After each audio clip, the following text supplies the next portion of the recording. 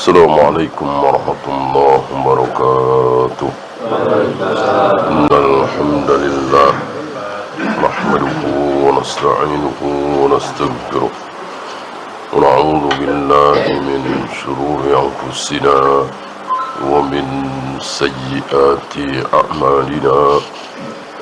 Man yahdihillahu fala mudilla lahu wa man yudlil fala hadiya lahu. Asyhadu an la ilaha illallah wahdahu la syarika lah wa asyhadu anna Muhammadan abduhu wa rasuluhu wa ba'd. Kita melanjutkan pembahasan dua dalil yang seolah bertentangan. Berangkat dari satu kaidah bahwa dalil itu, hujjah itu, wahyu itu dari Allah. Mungkinkah yang sama-sama dari Allah kok bertentangan? Jelas tidak mungkin. Secara akal dan secara dalil. Secara akal Allah itu maha tahu, maha segalanya. Mana mungkin berbicara di sini beda dengan berbicara di sini.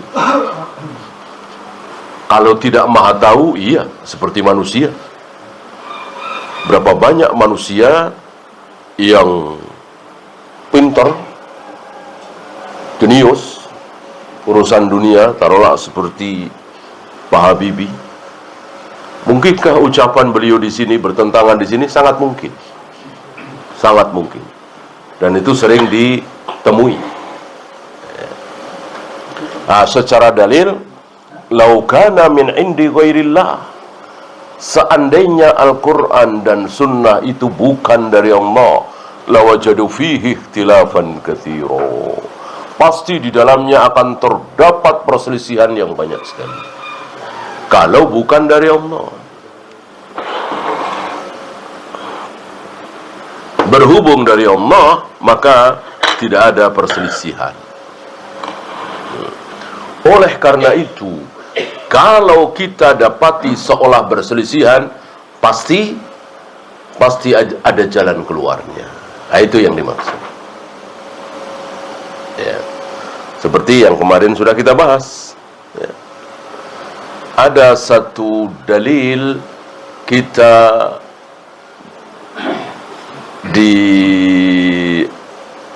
dianjurkan untuk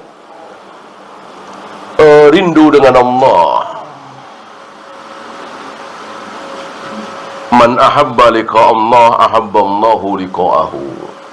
Barang siapa yang ingin sekali bertemu dengan Allah, maka Allah pun lebih ingin, lebih rindu ketemu dengan dia.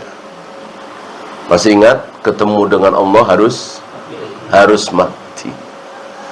Berarti di hadis ini kita disuruh cepat-cepat mati, karena gak mungkin bisa bertemu dengan Allah kalau tidak mati. Sementara dalil yang lain, la yatamanna ahadukum al-mauta lidurrin asabahu, janganlah kalian berharap ingin mati karena tertimpa sesuatu, karena jatuh bangkrut, karena di PHK, karena aibnya terbongkar, karena banyak masalah, lalu berharap mati. Bolehkah? Tidak boleh. Tidak boleh. Itu yang tertimpa seperti itu, apalagi dalam keadaan biasa. Nah, seolah kan bertentangan. Alhamdulillah sudah kita bahas kemarin. Jawabannya ada di waktu. Kapan waktu kita dilarang berharap mati? Apa? Ya sekarang ini. Sekarang ini. Sehat, segar bugar, nggak ada masalah dengan kesehatan. Bolehkah kita berharap mati? Tidak boleh. Kapan kita disuruh berharap mati, cepat-cepat ketemu Allah? Ketika indal ghargharah, ketika nyawa kita sudah sampai di kerongkongan. Detik itu kita disuruh berharap mati, dan orang-orang yang beriman, beramal soleh, apalagi para nabi, para rasul, detik-detik seperti itu ingin cepat sekali, ingin cepat-cepat bertemu dengan Allah. Berbeda dengan Fir'aun, Abu Jahal, Abu Lahab, orang-orang kafir, ahli maksiat. Sakaratul maut penuh ketakutan. Ketakutan sekali. Ya. Celaka, hendak dibawa kemana ini aku? Ketika jasadnya diusung, ya kan? Kemudian, la tatamannau liqa'al adu. Jangan kalian berharap-harap ketemu siapa? Musuh, ya.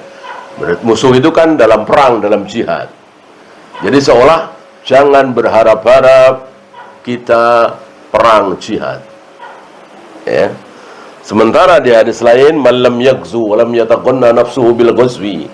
Barang siapa yang belum pernah berperang, lalu tidak ada keinginan sedikit pun dalam dirinya untuk berperang, lalu dia mati dalam keadaan syu'batum minan nifaq, mati dalam keadaan cabang kemunafikan. Ini kan bertentangan. Kita disuruh berkeinginan untuk berperang. Yang pertama tadi, jangan berharap-harap ketemu musuh. Kalau ketemu musuh pasti perang. Jadi jangan harap berperang. Jawabannya sama, ini masalah waktu. Cuman ini sepertinya kebalik, ya. Kapan kita disuruh ada keinginan untuk berperang? Kapan? Sekarang ini. Sekarang ini, ketika musuh belum di depan mata, kita disuruh berkeinginan, bercita-cita untuk jihad. Jadi jangan kita ada angan-angan, udah damai aja lah. Nggak usah ada musuh, nggak usah ada perang, udah kita damai aja. Kan perang nggak enak. Seperti saudara-saudara kita di Palestina, perang dalam, kan mengerikan sekali. Berapa ribu anak-anak yang ditinggal mati oleh ayahnya, oleh ibunya. Udahlah damai aja, nggak usah ada jihad, nggak usah ada perang. Nggak boleh, haram ini, ya. Jadi kita berharap. Nah, kapan kita dilarang berharap-harap ketemu musuh? Saat detik-detik menjelang jihad. Misalnya tinggal sehari lagi, tinggal besok lagi. Kita udah siap-siap nih, ya. Justru di saat itu kita jangan berharap ketemu musuh. Sepertinya agak kebalik, ya. Tidak. Kenapa kita jangan berharap ketemu musuh? Justru karena kita berharap musuh pada masuk Islam. Kalau musuh pada masuk Islam, ya nggak jadi perang, nggak jadi jihad. Disitulah kita tidak boleh berharap-harap perang. Maka kita tidak boleh kecewa ketika kita udah siap, mental, fisik, senjata, tinggal memainkan, latihan sudah bertahun-tahun. Wah, ini nih pelampiasan nih, latihan sudah bertahun-tahun, ya. Musuh pada masuk Islam, ya. Bolehkah kita kecewa? Nggak boleh, harus bersyukur. Nggak boleh kecewa, ya nggak jadi nih, ya. Udah persiapan panjang, sudah latihan, nggak jadi perang nih. Nggak boleh kecewa. Itu yang dimaksud oleh Nabi alaihi salatu wassalam, la tatamannau liqa'al adu. Jangan kalian berharap-harap ketemu musuh. Ya, saya kira ini dua-duanya sudah kita bahas. Kita lanjut selanjutnya.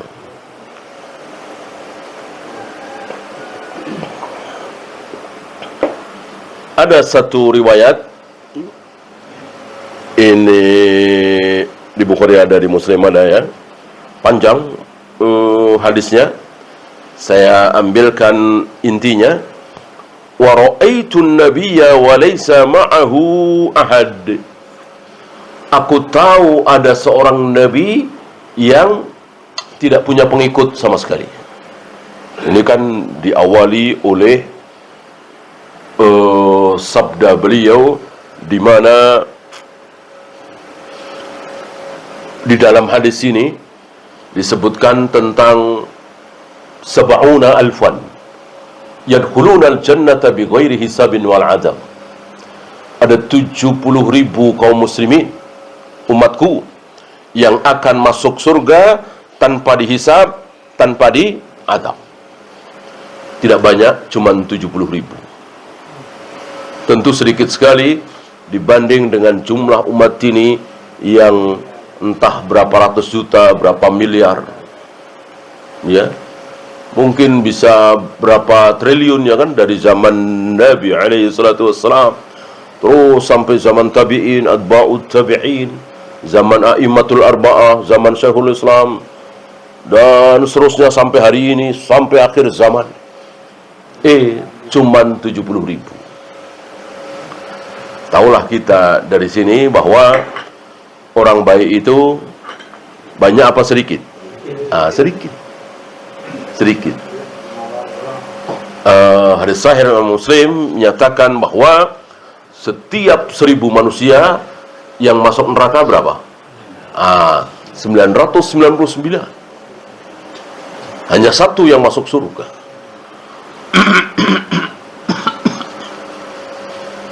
Sedikit sekali.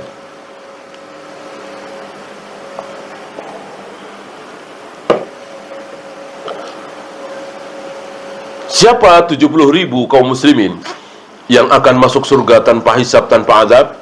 Insyaallah antum tahu, ya. Ternyata bukan orang yang rajin salat, ternyata bukan orang yang rajin saum, ternyata bukan orang yang bangun masjid di mana-mana, ya.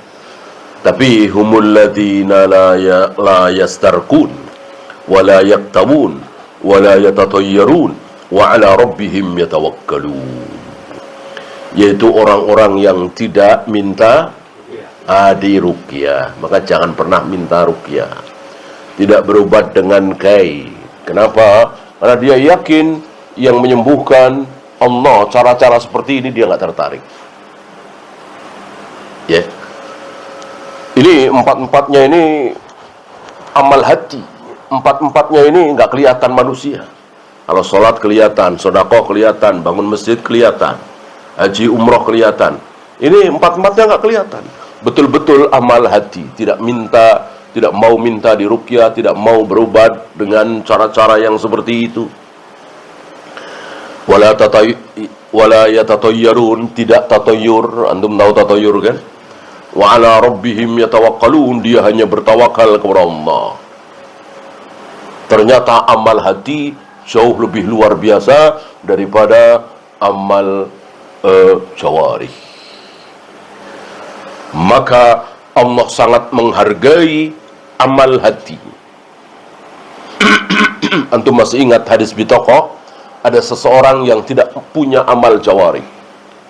Sholat nggak pernah, saum nggak pernah, zakat apalagi, nggak ada kebaikan. Kebaikan cuma satu, bitaqah. Asyhadu an la ilaha illallah, asyhadu anna Muhammad Rasulullah. Amal apa itu? Hati. Kalau cuma di lisan, munafik namanya.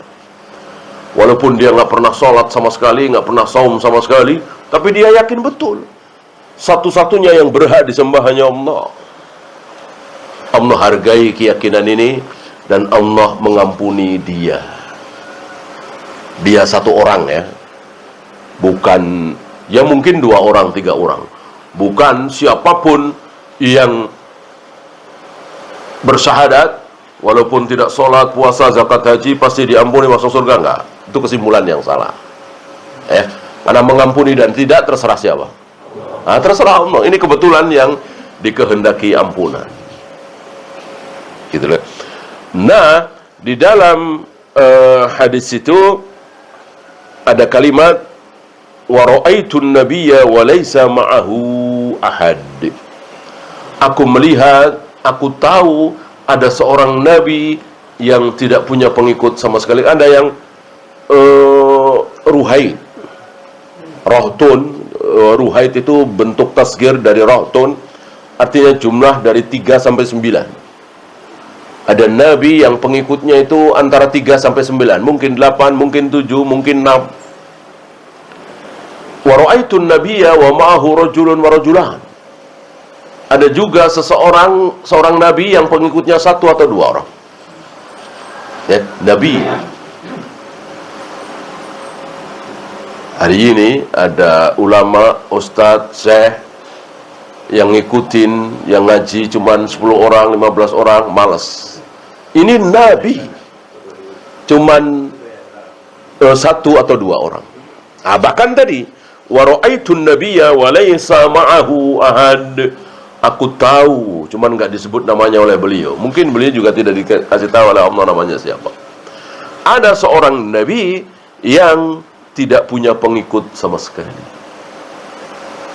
Apakah nabi seperti ini tercela? Dimarahi oleh Allah, dimurkai oleh Allah, diutus untuk berdakwah, mengajak manusia menyembah Allah, nggak dapat satupun. Allah marah? Tidak. Allah murka? Tidak. Karena hasil itu terserah Allah. Allah melihat usaha. Ya. Si nabi ini tetap berusaha mendatangi orang-orang, mengajak untuk taat kepada Allah, menyembah Allah satu-satunya. Nggak dapat satupun. Allah tidak marah. Sebab kalau Allah mau, nggak usah pakai ngajak. Ya. Kalau Allah mau negeri kita ini dirubah oleh Allah menjadi negeri sunnah, mengamalkan sunnah Nabi, tidak ada yang mengamalkan bid'ah. Kalau Allah mau, bisa nggak? Bisa sekali, sangat bisa sekali. Maka haram bagi para dai untuk membuat apa istilahnya target-target. Harus dapat sekian, harus dapat sekian. Serahkan kepada Allah. Para dai hanya berdakwah, mengajak manusia untuk menyembah Allah satu-satunya, mengajak kaum muslimin untuk menggigit sunnah Nabi dengan gigi geraham. Mau atau tidak, itu urusan mereka dengan Allah. Gitu ya. Ini ada seorang nabi yang tidak punya pengikut sama sekali. Sementara Nabi juga bersabda, "Ma min nabiyyin illa walahu hawari." Gak ada satupun nabi yang tidak punya hawari. Dan hawariku Zubair bin Awwam. Ya, hawari masih ingat? Pengikut setia, teman setia. Sering dinisbatkan kepada Nabi Isa, ini keliru. Nabi Isa betul punya hawari, tapi bukan cuma Nabi Isa. Ya tadi Nabi mengatakan hawariku Zubair. Hawarinya Nabi Musa ada, hawarinya Nabi Yahya, Zakaria ada, hawarinya Nabi Ibrahim pasti ada. Ya.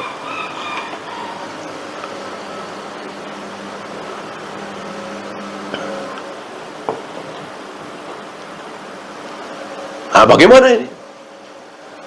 Hadis pertama mengatakan ada nabi yang tidak punya pengikut satupun. Yang kedua, nggak ada nabi yang tidak punya hawari. Ya, bukan cuma pengikut saja, hawari. Jadi setiap nabi itu ada pengikut setianya. Kalau Nabi Isa kan terkenal jumlahnya berapa? 12 ya kan?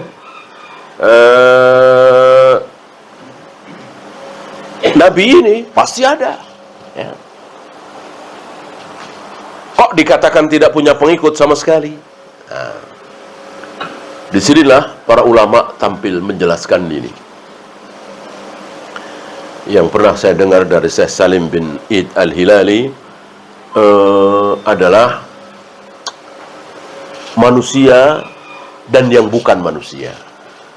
Itu.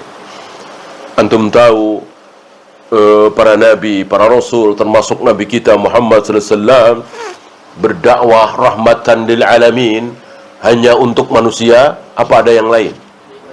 Ada yang lain apa? Jin. Jin. Ya. Bukan cuma manusia. Ada jin.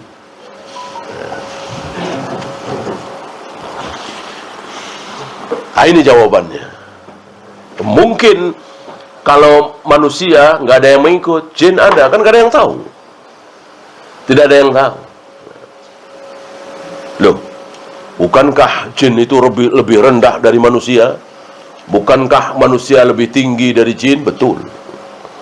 Bukankah semua nabi dan rasul adalah, seluruh para nabi, para rasul yang 124.000 itu adalah manusia apa ada jinnya? Semuanya manusia. Nggak ada yang jin.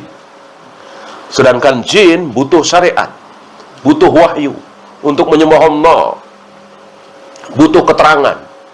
Bagaimana cara wudhu, cara tayamum, bagaimana melempar jumroh dan seterusnya, butuh keterangan. Dari mana? Iya, dari manusia. Dari nabi dan rasul yang manusia. Kok bisa? Ya bisa sekali.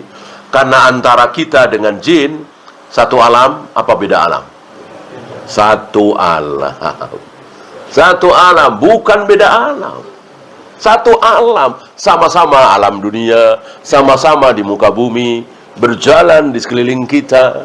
Hanya bedanya, huwa wa qabiluhu yarawnakum min haitsu la tarawnahum. Jin-jin bisa melihat kalian, wahai manusia, sementara manusia tidak mungkin bisa melihat jin. Cuman itu bedanya.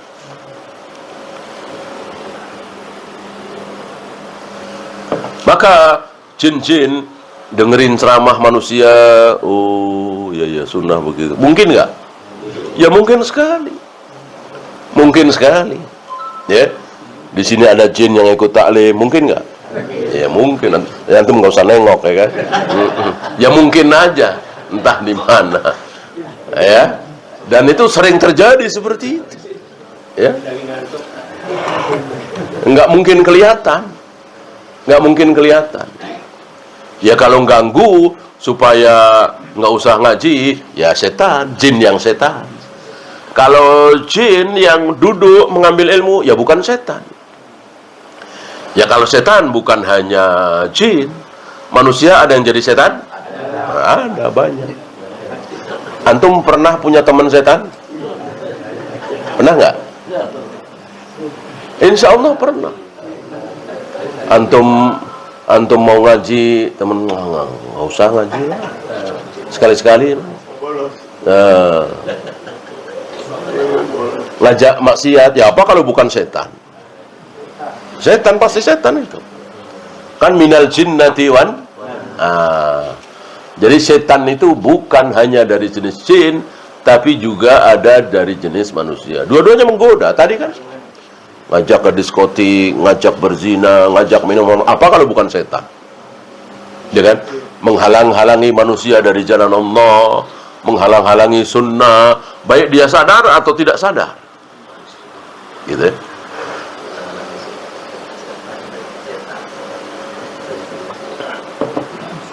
Mungkin dia sadar, ngajak bermaksiat, sadar ini salah kan? Mungkin dia nggak sadar, ngajak kepada syubhat, ngajak tahlilan, ngajak muludan, ngajak manakiban, ngajak berbuat bid'ah, apa kalau bukan setan? Pasti itu setan. Nih. Ini dia. Bahkan antum tahu ketika Nabi mengimami salat subuh. Nabi mengimami salat subuh. Ada jin-jin yang mengerumun. Ini pertama kali ya. Kisahnya agak panjang. Jadi hari itu jin-jin musibah besar. Terkena musibah besar. Apa? Para pencuri berita di langit yang tadinya nyaman, tenang, nggak ada hambatan, tiba-tiba dilempar dengan syihab. Dilempar dengan syihab. Kalau kata kita mungkin bintang-bintang itu. Atau meteor, kata ilmuwan. Itu ketika mereka mencuri berita di langit. Hadisnya cukup panjang. Jadi Allah kerap kali mengatakan akan terjadi banjir besar di Jakarta misalnya. Akan terjadi tsunami di Aceh misalnya.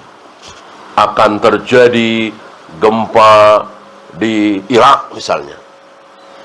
Nah, ketika Allah berbicara seperti itu, para malaikat pada pingsan mendengar suara Allah.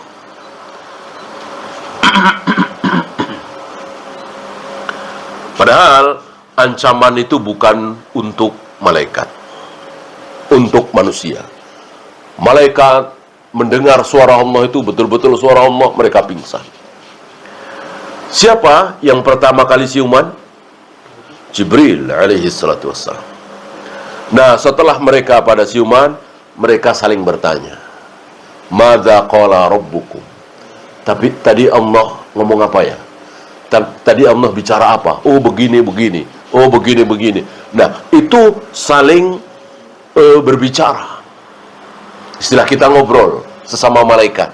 Akan terjadi begini, akan terjadi tsunami di Aceh, akan terjadi gempa di Jogja, dan seterusnya.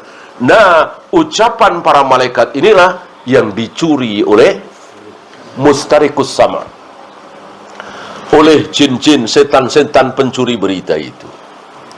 Bukan suara Allahnya. Nggak ada yang dengar, malaikat aja dengar pingsan. Gitu. Nah, keadaan mereka, ini kata Sufyan, salah satu perawi hadis ini, mereka seperti ini. Ya. Jadi jari-jari seperti ini. Jadi ketika mereka mendapat berita dari atas itu, langsung diturunkan ke bawahnya. Oh, akan terjadi begini, akan terjadi begini. Yang ini diturunkan ke bawahnya lagi. Yang ini diturunkan ke bawahnya lagi. Yang ini diturunkan ke bawahnya lagi, terus sampai ke bumi. Sampai ke bumi, ini disampaikan kepada para kahin, para dukun.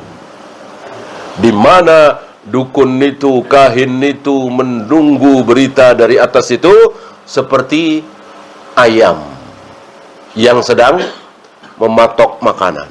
Gitu. Keadaannya seperti itu. Manggut-manggut seperti itu. Jin-jin ketika nunggu wangsit, para dukun ketika nunggu wangsit biasanya begitu. Dia merem begitu. Itu sedang nunggu setan yang mencuri berita di alam malakut. Ya. Dan apa kata Nabi? Berita itu satu kebenaran, dari sana kan benar. Tapi dicampur dengan 100 kebohongan. Maka nilai kemungkinan benarnya kecil sekali.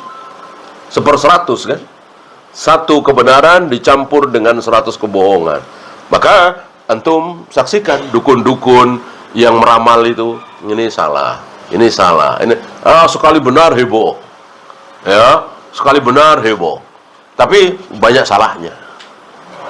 Ya, banyak salahnya.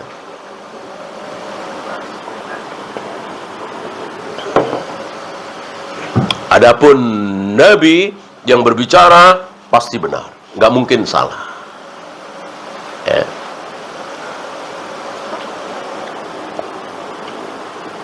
Nah, ketika pertama kali jin-jin itu dilempar dengan sihab saat mencuri berita, mereka berkumpul. Ini ada apa? Ada apa? Kok tiba-tiba kita dilempari? Dan banyak yang mati itu di situ. Banyak sekali. Lalu mereka menyebar pasukan. Untuk ke barat, untuk ke timur, ke utara, ke selatan. Kebetulan ada yang ke arah Madinah. Sampai di Masjid Nabawi. Melihat Rasul sedang mengimami sholat para sahabat. Jin-jin yang melihat ini, mereka mengatakan, ini rupanya kenapa sekarang kita tidak leluasa lagi mencuri berita dari langit. Turunnya Al-Quran, diutusnya Nabi Muhammad SAW, datangnya Islam, ini menghambat para jin untuk mencuri berita. Ya. Dan sebagian mereka beriman. Ya. Bahkan mereka menangis mendengarkan ayat-ayat Al-Quran.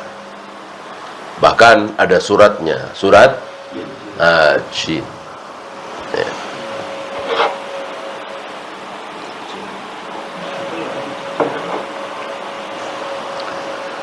Di salah satu surat jin itu ada kalimat alimul ghaibi.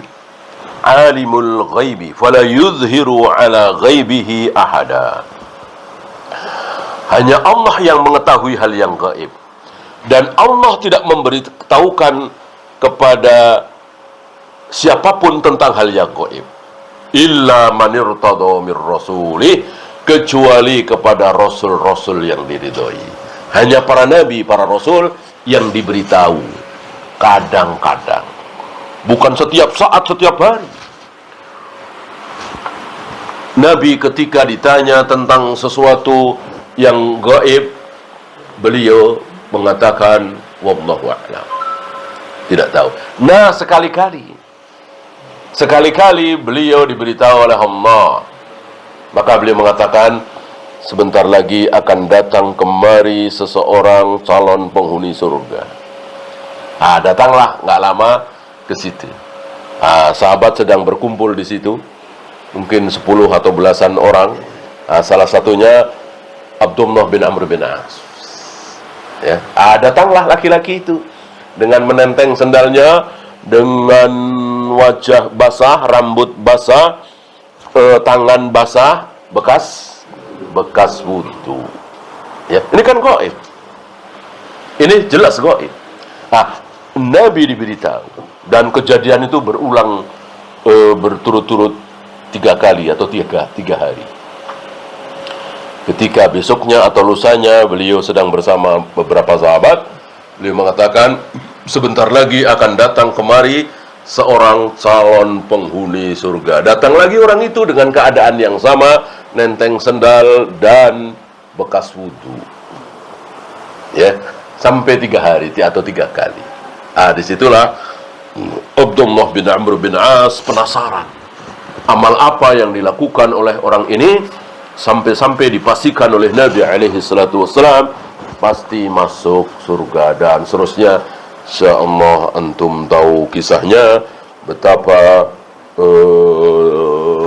jarang sekali orang yang tidak hasan. Ya, jarang sekali. Ini salah satunya. Nah, dari sini kita tahu bahwa bukan hanya manusia yang beriman kepada Allah dan Rasulnya.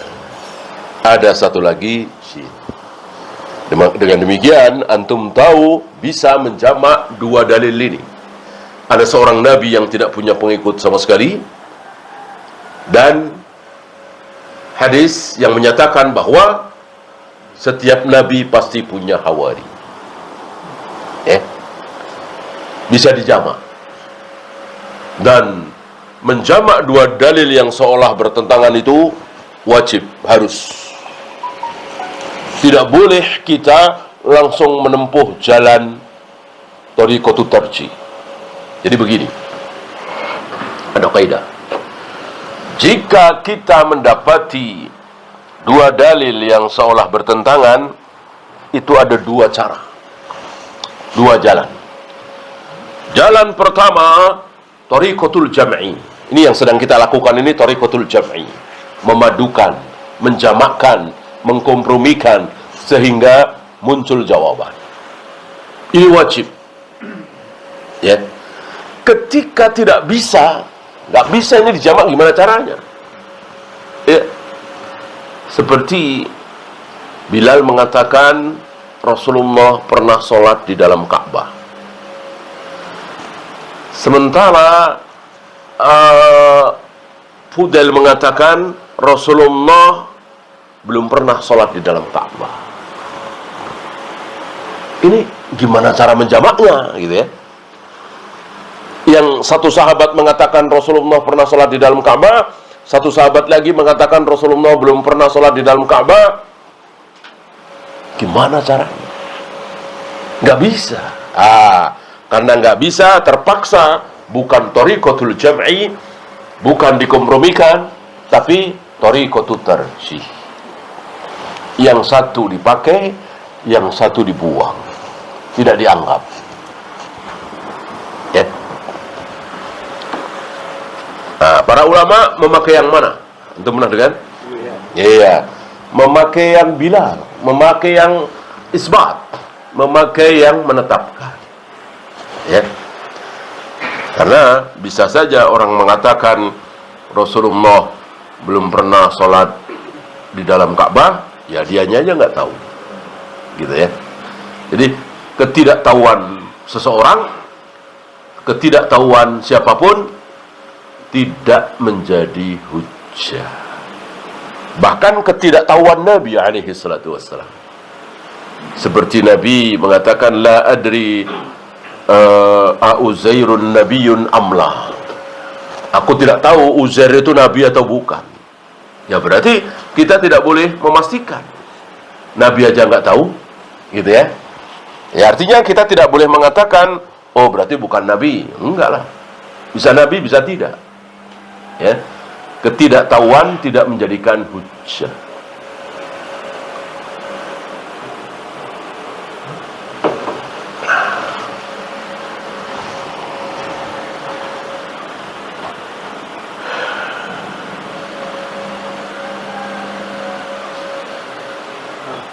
Innaka la tahdi man ahbabta. Ini menarik nih, selanjutnya nih. Wahai Muhammad, engkau tidak bisa memberikan hidayah kepada orang yang engkau cintai. Wahai Muhammad, engkau tidak bisa memberikan hidayah kepada orang yang engkau cintai. Innaka la tahdi man ahbabta, walakin Allah yahdi man yasha. Allah lah yang bisa memberikan hidayah kepada siapapun yang Allah kehendaki. Sementara di ayat lain dikatakan wa innaka latahdi ila siratim mustaqim. Wahai Muhammad, sungguh engkau bisa memberikan petunjuk menuju jalan yang lurus. Ini gimana nih? Satu ayat mengatakan engkau tidak mungkin bisa memberikan hidayah, di ayat berikutnya engkau bisa memberikan hidayah menuju jalan yang lurus. Kalau tidak salah pernah kita bahas ya, bahwa hidayah pertama dengan hidayah kedua berbeda. Yang pertama hidayatut taufik. Hidayatut taufik Nabi nggak punya. Apalagi kita semua ya, membikin orang malas sholat jadi rajin, membikin orang kafir jadi beriman, membikin ahlu bid'ah menjadi ahlu sunnah. Ada yang bisa? Nggak ada. Nggak ada. Itu hanya Allah yang sanggup. Termasuk Nabi SAW nggak sanggup. Lihat, merubah Abu Jahal, Abu Lahab menjadi beriman, nggak sanggup beliau. Abu Jahal, Abu Lahab masih mending ya, sangat benci kepada beliau. Ini Abu Thalib, sangat cinta kepada beliau, membela beliau, menyanjung-nyanjung beliau. Pernah mengatakan, jika kalian ingin bahagia, ikuti Muhammad. Karena aku belum pernah mendengar, melihat sekalipun dia berbohong. Ya, yang paling tahu tentang Rasulullah di antara kafir Quraisy, insya Allah Abu Thalib dari kecil. Dari kecil bersama Abu Thalib. Ya.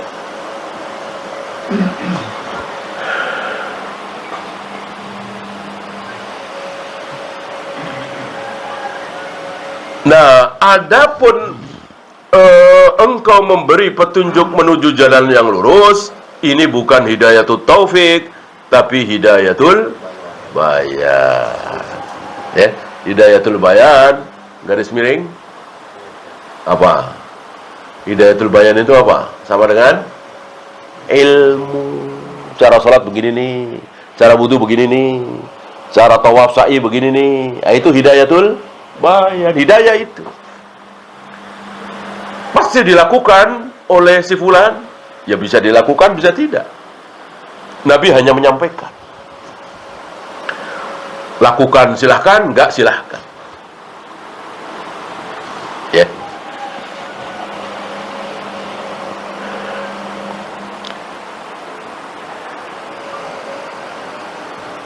Sebetulnya ada 5 rinciannya ya. Tapi secara garis besar 2 itu. hidayatul taufik dan hidayatul bayan. Siapa yang sudah diberi hidayatul taufik oleh Allah, nggak mungkin buruk, nggak mungkin kafir, nggak mungkin ahli bid'ah, pasti masuk surga, selamat dari neraka. Ya. Adapun hidayatul bayan, enggak.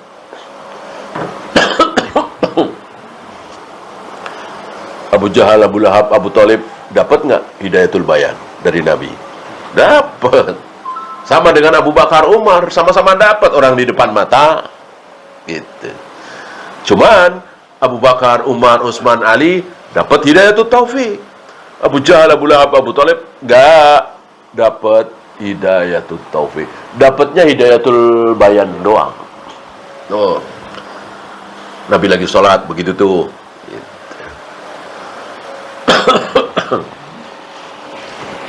Ya, rinciannya yang 5 insya Allah nanti kita lanjutkan di kesempatan berikutnya. Ada pertanyaan, silakan.